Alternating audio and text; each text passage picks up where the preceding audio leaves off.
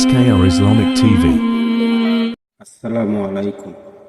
আল্লাহ তাআলার 25টি উপদেশ। 1. পাঠ করুন আপনার পালনকর্তার নামে, যিনি সৃষ্টি করেছেন মানুষকে জমাট রক্ত থেকে। পাঠ করুন আপনার পালনকর্তা মহা দয়ালু, যিনি কলমের সাহায্যে শিক্ষা দিয়েছেন মানুষকে যা সে জানত না। 2.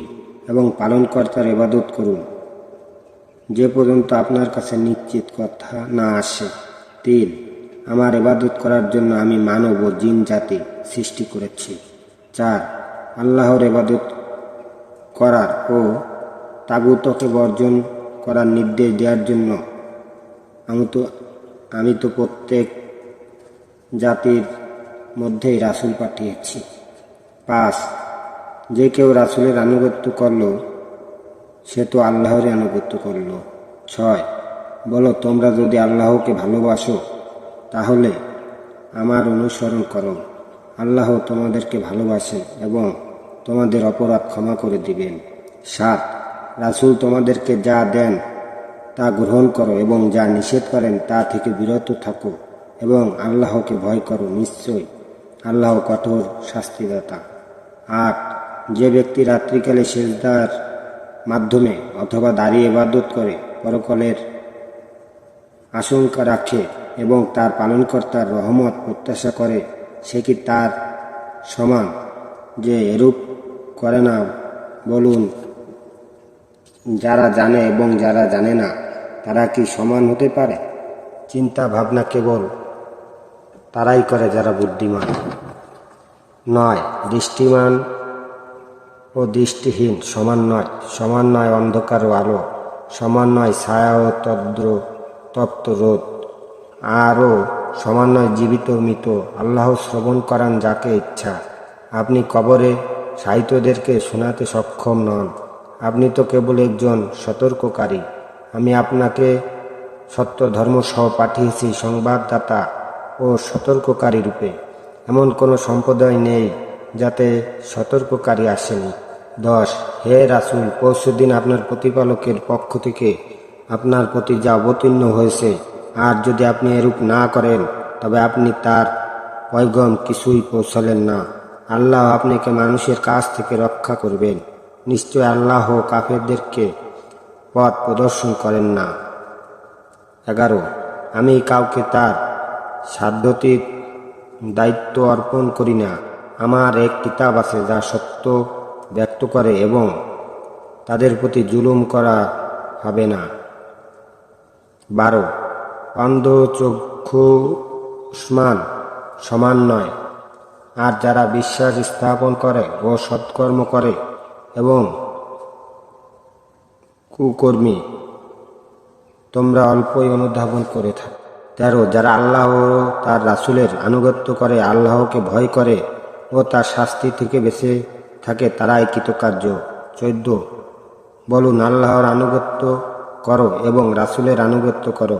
অতঃপর যদি তোমরা মুখ ফিরিয়ে নাও তবে তার উপর ন্যস্ত দায়িত্বের জন্য সে দায়ী এবং তোমাদের উপর ন্যস্ত দায়িত্বের জন্য তোমরা দায়ী। তোমরা যদি তার আনুগত্য করো তবে সৎ পথ পাবে। রাসূলের দায়িত্ব তো কেবল সুস্পষ্ট রূপে পৌঁছে দেওয়া। 15. এবং যখন আমি হযরত আদম আলাইহিসসালামকে সিজদা করার জন্য ফেরেশতাগণকে নির্দেশ দিলাম, তখনই ইবলিস ব্যতীত সবাই সিজদা করল। সে নির্দেশ পালন করতে অস্বীকার করল এবং অহংকার প্রদর্শন করল, ফলে সে কাফেরদের অন্তর্ভুক্ত হয়ে গেল। 16. এবং আমি আদমকে হুকুম করলাম যে তুমি ও তোমার স্ত্রী জান্নাতে বসবাস করতে থাকো এবং ওখানে যা চাও যেখানে থেকে চাও পরিতৃপ্তি সহ খেতে থাকো, কিন্তু এই গাছের নিকটবর্তী হও না, অন্যথায় তোমরা জালিমদের অন্তর্ভুক্ত হয়ে পড়বে। 17. তিনি আপনার প্রতি কিতাব নাজিল করেছেন, তাতে কিছু আয়াত রয়েছে সুস্পষ্ট, সেগুলো এই কিতাবের আসল অংশ আর অন্যগুলো রূপক। সুতরাং যাদের অন্তরে কুটিলতা রয়েছে তারা অনুসরণ করে ফিতনা বিস্তার এবং অপব্যাখ্যার উদ্দেশ্যে তন্মধ্যেকার রূপকগুলোর, আর সেগুলোর ব্যাখ্যা আল্লাহ ব্যতীত কেউ জানে না। আর যারা জ্ঞানে সুখবীর তারা বলেন, আল্লাহ, আমরা এর প্রতি ঈমান এনেছি। এই সবই আমাদের পালনকর্তার পক্ষ থেকে অবতীর্ণ হয়েছে, আর বোধ শক্তি সম্পন্নরা ছাড়া অপর কেউ শিক্ষা গ্রহণ করে না। 18 বলুন, আল্লাহ ও রাসূলের আনুগত্য প্রকাশ করো। বস্তুত যদি তারা বিমুখিতা অবলম্বন করে তাহলে আল্লাহ কাফের দিককে ভালোবাসেন না। 19 যারা আল্লাহ ও শেষ দিবসের আশা রাখে এবং আল্লাহকে অধিক স্মরণ করে তাদের জন্য রাসূলুল্লাহর মধ্যে উত্তম নমুনা রয়েছে। 20 হে ঈমানদারগণ, আল্লাহর নির্দেশ মান্য করো রাসূলের এবং তোমাদের মধ্যে যারা বিচারক তাদের। তারপর যদি তোমরা কোনো বিষয়ে বিবাদে প্রবৃত্ত হয়ে পড়ো তাহলে তা আল্লাহ ও তার রাসূলের প্রতি প্রত্যর্পণ করো, যদি তোমরা আল্লাহ ও কিয়ামত দিবসের উপর বিশ্বাস হয়ে থাকো।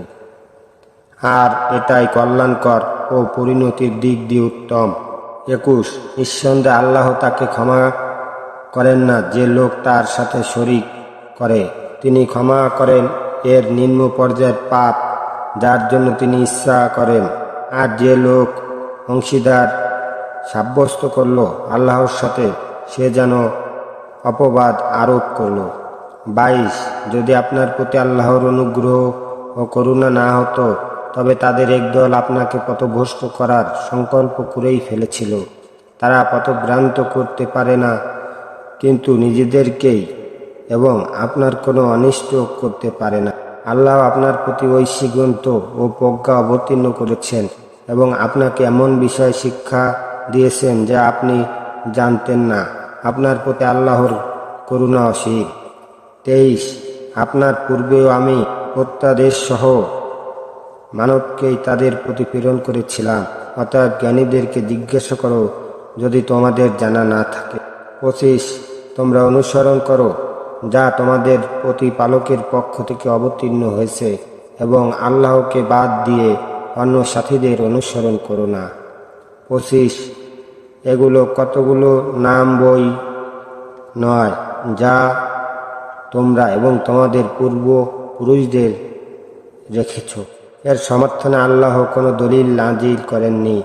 তারা অনুমান এবং প্রবৃত্তিরই অনুসরণ করে, অথচ তাদের কাছে তাদের পালনকর্তার পক্ষ থেকে পথ নির্দেশ এসেছে।